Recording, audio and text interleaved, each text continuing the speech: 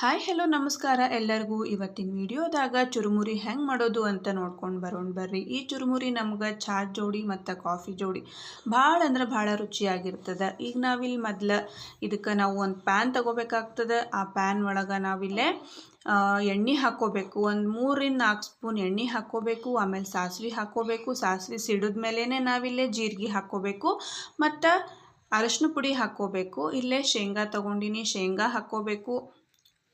ಕರಿಬೇವು ಹಾಕ್ಕೋಬೇಕು ನೋಡ್ರಿ.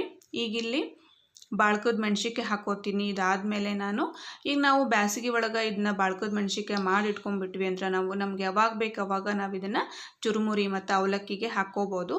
ಇಲ್ಲಿ ಎಲ್ಲನೂ ಹಾಕಿದ ಮೇಲೆ ಲಾಸ್ಟಿಗೆ ನಾವು ಇಲ್ಲೇ ಪುಟಾಣಿ ಹಾಕಬೇಕಾಗ್ತದೆ. ಅಂದ್ರೆ ಹುರಿಗಡ್ಲಿ ಅಂತೇನು ಹೇಳ್ತೀವಲ್ಲ ಅದನ್ನು ಹಾಕಬೇಕಾಗ್ತದೆ. ನಾವು ಮೊದಲೇ ಹಾಕ್ಬಿಟ್ರೆ ಅವು ಕಪ್ಪಾಗ್ಬಿಡ್ತಾವೆ. ಈಗ ಎಲ್ಲನೂ ನಾವು ಒಂದ್ಸಲ ಕೈಯಾಡಿಸ್ಕೊಂಡು ಒಂಚೂರು ಉಪ್ಪು ಹಾಕ್ಕೊಳ್ಳೋಣಂತ ನೋಡ್ರಿ. ಉಪ್ಪು ಮತ್ತು ಸಕ್ರೆ ಹಾಕ್ಕೋಬೇಕು. 1 ಸ್ಪೂನು ಉಪ್ಪು ರುಚಿಗೆ ತಕ್ಕಷ್ಟು ಹಾಕ್ಕೊಳ್ರಿ ಮತ್ತು ಸಕ್ರೆ ಹಾಕ್ಕೊಳಿಗತ್ತೀನಿ. ಹಾಕ್ಕೊಂಡ್ಮೇಲೆ ಚುರುಮುರಿ ಹಾಕ್ಕೊಂಡು ಗ್ಯಾಸ್ ಆಫ್ ಮಾಡಿಬಿಡ್ಬೇಕು.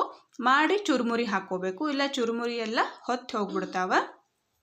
ಈಗ ಚುರುಮುರಿ ಎಲ್ಲ ನಾವು ಚಲೋ ಹೊತ್ನಾಗ ಇಲ್ಲೇ ಹೊಂದೋ ಹಂಗೆ ಕೈಯಾಡಿಸ್ಕೋಬೇಕು.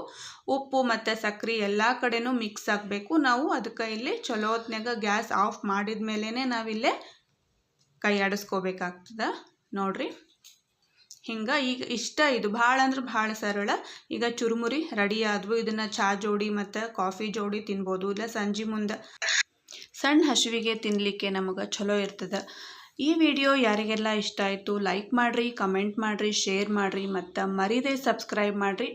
ಇಂಥ ಈಸಿ ರೆಸಿಪಿಯೊಂದಿಗೆ ಮತ್ತೆ ಬರ್ತೀನಿ ನಾನು. ಮುಂದಿನ ವಿಡಿಯೋದಾಗ ಸಿಗ್ತೀನಿ. Thanks for watching.